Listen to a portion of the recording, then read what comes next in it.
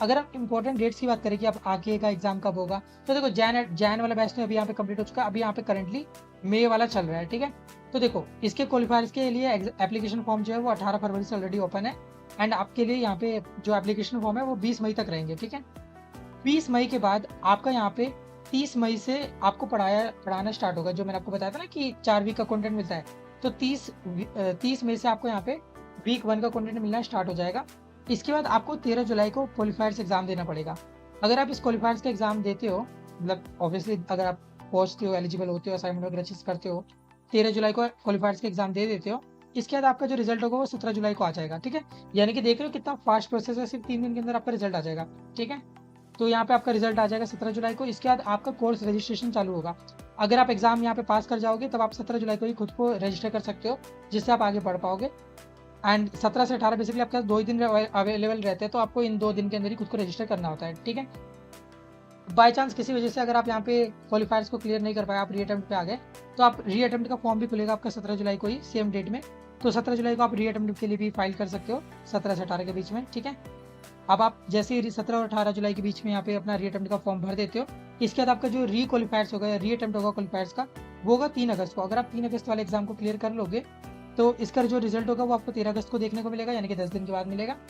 इसके बाद आपका यहाँ पे जो री अटेम्प्ट होगा, ओके, उसका यहाँ पे फॉर्म ओपन होगा अगेन 13 अगस्त से, ठीक है, 14 अगस्त तक, अभी ये देख सकते हो। इसके बाद आपका जो री अटेम्प्ट का एग्जाम होगा, ठीक है, वो आपका होगा 31 अगस्त को, और फिर यहाँ पे आपका जो रिजल्ट होगा वो 5 सितंबर को आ जाएगा, ठीक है। तो इस तरीके से आप यहाँ पे देख सकते हो कि ऐसे चल रहा है यहाँ पे सारा प्रोसेस, ठीक है। चलिए अब देखो हमारे यहाँ पे खुद का एक बैच भी है, जिसके अंदर मैं यहाँ पे खुद आपको पढ़ाता हूँ क्वालिफायर एग्जाम के लिए। तो आप हमारा बैच भी यहाँ पे ज्वाइन कर सकते हो। इस बैच के बारे में जितनी भी डिटेल्स है वो मैं आपको पिन कमेंट में दे दूंगा। इवन मैंने एक वीडियो भी रिकॉर्ड कर रखा है, तो मैं डायरेक्ट आपको वीडियो का लिंक ही दे दूंगा, आप उस वीडियो को खोल के सारी डिटेल जान सकते हो, ठीक है। इसमें हम बहुत अच्छे से करेंगे। मैं एक एक्सपीरियंस एडुकेटर हूँ, मेरे को काफ़ी ज़्यादा टाइम हो चुका है, ये मेरा 200वां वीडियो है जो मैं बना रहा हूँ। एंड मेरे जो मेजोरिटी वीडियोस है वो IIT मद्रास के ऊपर ही हैं, खासकर BS डिग्री के ऊपर। तो मतलब आप समझ सकते हो कि यस, अच्छा खासा एक्सपीरियंस है, ठीक है। मेरे पढ़ाए हुए बहुत सारे बच्चों ने यहाँ पे क्वालिफायर एग्जाम क्लियर भी करा है, एंड वो BS डिग्री के अंदर आगे भी बढ़े हैं, और BS डिग्री में आगे भी बढ़े हैं, इंटर्नशिप वगैरह भी मिली हुई है, ठीक है। तो इस तरीके से मैं आपको ऐसे प्रॉमिस कर सकता हूँ, आपको मैं एक होप दे सकता हूँ कि अगर आप हमारे बैच के अंदर आते हो तो आप 100%, अगर आप अपना 80% भी एफर्ट दे दोगे ना, तो यकीन मानो आप बहुत अच्छा परफॉर्म कर सकते हो। मैं आपको यहाँ पे गारंटी दे सकता हूँ कि अगर आप अपनी साइड से 80% भी एफर्ट लगाओगे तो आपको यहाँ पे 90% रिजल्ट जरूर मिलेगा, ठीक है। कम से कम 90% मैं कह रहा हूँ 100 में से, ठीक है।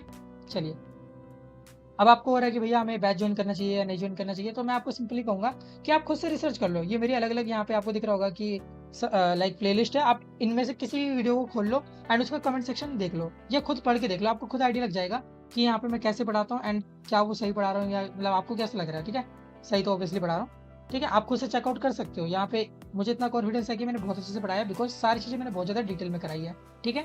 तो आप खुद से रिसर्च कर सकते हो, देन आप यहाँ पे बैच के अंदर भी एनरोल कर सकते हो।